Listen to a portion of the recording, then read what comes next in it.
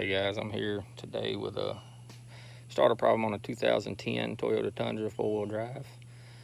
Um, I know the dealers, if you take it to the dealers, it costs you thousands of dollars. Any manual you read, anything you read, it says you gotta pull the motor mount, one side of the motor mount, jack the motor up, or unbolt the exhaust manifold, take it off. This is the second one I'm replacing, but I'm going to walk you through. I've already got the starter out. I'm going to walk you through where I've been so far and then try to show you how to get the starter back in and maybe save you a couple dollars. So here we go. All right, guys. Here's the hole where the starter's at, behind the back of the manifold, exhaust manifold. What I've done so far is pulled the heat shields off the exhaust manifold and the one that's connected to the starter. I pulled the dipstick out, which goes, dipstick goes in right there where that wire's at. Right here, just pull the dipstick out. You got one bolt and just pull, it comes out the top of the engine. And then once you get the starter unbolted in this hole, you're gonna have to take and push it back and turn it to where you can get the bolts off of the solenoid itself. You're gonna disconnect the solenoid from the starter, and then you can pull the solenoid out and then the starter, because they will not come out of this hole together. You're gonna come in between on your four-wheel drive, in between your shaft right here and your oil pan and the frame. And this is where you're gonna take it out, and you're gonna take it out one piece at a time. You're gonna take it out with the solenoid first, and then you're gonna have to turn it to get it all the way out. And I'm gonna show you where to take it out, and I'm gonna show you how to turn it when we go back in. New starter. I've already got the nuts off of the solenoid. You've got one here. I'm trying to hold my phone and talk. One here and one here. And the solenoid backs off. Got that little groove. And that groove, when you go back together, is gonna have to go. That's gonna have to go in that slot right here. So once you get all of it apart, that's how it's gonna go back up into the framework.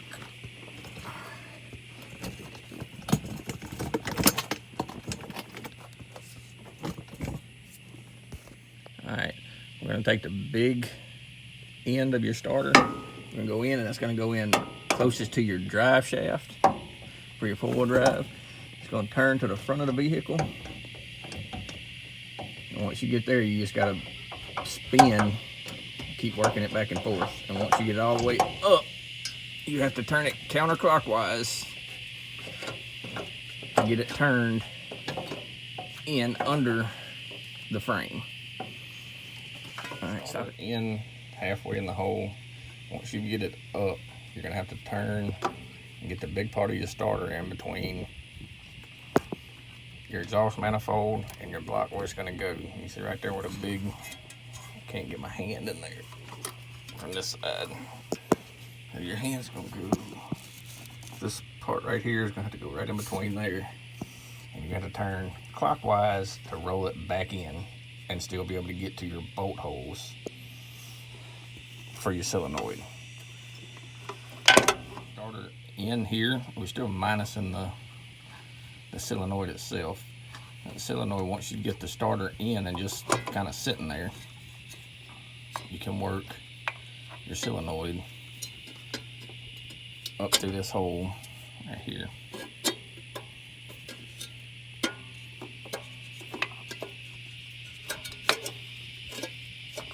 It'll take a little bit of work. Alright, now your solenoid's in the hole where your starter and everything's gonna mount. You have to pull your starter back and turn it and get your solenoid line up. You probably have to go from the other side to be able to see, to make sure your little groove matches up and everything sits in together. Then you can come back to this this side and put your nuts back on, and I'll be back when I get that part. Right, guys, I got the solenoid back on. You got two 10mm nuts right here that's got to go back on. This is probably the most difficult part, is getting the solenoid back on once you got the starter in this hole. This is your where bolts up. 1, 2 right here. This does not come out. This is not removed. This bolt does not come all the top bolt does not come all the way out because of these vacuum lines running out. But you do have a bracket right here that you can take the bolt out, push back, and give you just enough room to be able to slide the bolt out to push your starter back when you come out with it. I'll try to get it in all the way and we'll be back. I got the starter back in, bolted up, wired up. The wires on the back are actually easier to put on with the starter not mounted. Mount those. It's a plug and a 1 bolt,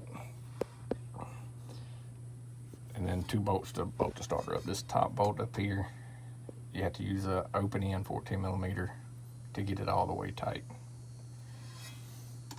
And now I'm gonna put the dipstick tube in, check the engine, remove the dipstick tube, put the heat shields back on here, and then the dipstick tube will be the last thing I put back in. I'll come back whenever we try to turn it over. The truth. Starter in, everything lined up. Say our prayers.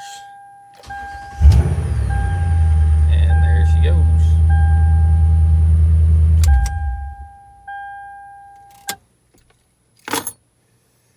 Alright guys, I'm going to pull the dipstick back out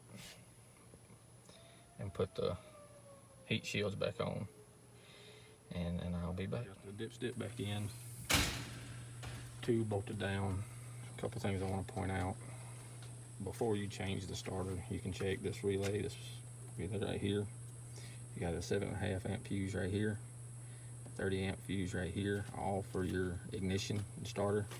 You got a 7.5 amp fuse underneath your dashboard. Alright guys, that's it. Everything's running, everything's back together. Hopefully that helps somebody. Hopefully you can save a couple dollars. Take your time. It is a doable task. Not an easy task, but it's a doable task.